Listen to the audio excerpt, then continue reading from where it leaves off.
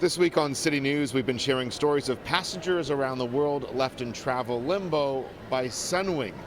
These passengers simply want to get on their flight, and they want compensation for their delays. Now, while all of this has been playing out, multiple Canadian airlines are trying to make it harder for you to receive restitution should you find yourself in a similar situation.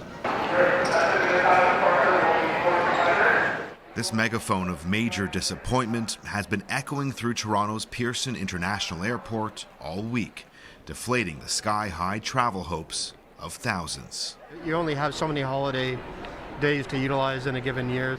It's 4 days in now, so you should have some kind of a game plan.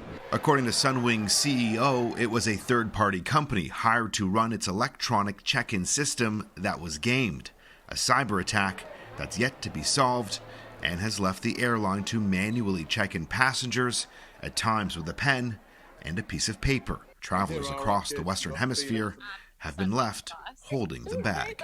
It's frustrating. I work on contract, so I'm out 2 days worth of hourly wages, and I don't know who's going to compensate for that. I just have to assume that's money out of my pocket, on top of already having spent a lot of money on a trip. According to Air Canada's passenger protection regulations, any traveler delayed more than 9 hours could be compensated up to $1,000 if certain conditions are met. While the Sunwing situation plays out, multiple other Canadian and international airlines are asking a federal court of appeal to rip up Canada's passenger protection regulations, claiming the traveler's Bill of Rights violates other global standards.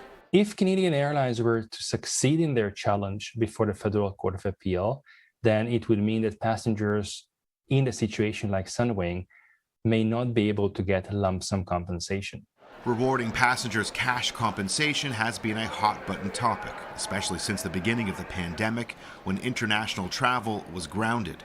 CityNews has obtained this confidential email sent by an Air Canada VP to the then CEO of the Canadian Transportation Agency, asking for a request for exemption from the air passenger protection regulations, citing an unprecedented impact on airlines. Critics have claimed the transportation regulator sided with Canadian Airlines, who for months were allowed to hold on to passengers' money, even though their flights had been cancelled. The confidential correspondence demonstrates the incestuous relationship. It shows that the regulator is acting at the airline's bidding and not in the public interest. City News reached out to the Canadian Transportation Agency for a reaction to those claims. They've yet to respond. Now, as for Sunwing, they say their system-wide failure continues, though flights are slowly getting off the ground. Now, just how much compensation, if any, passengers will be receiving remains to be seen. I'm Adrian Gabriel for City News.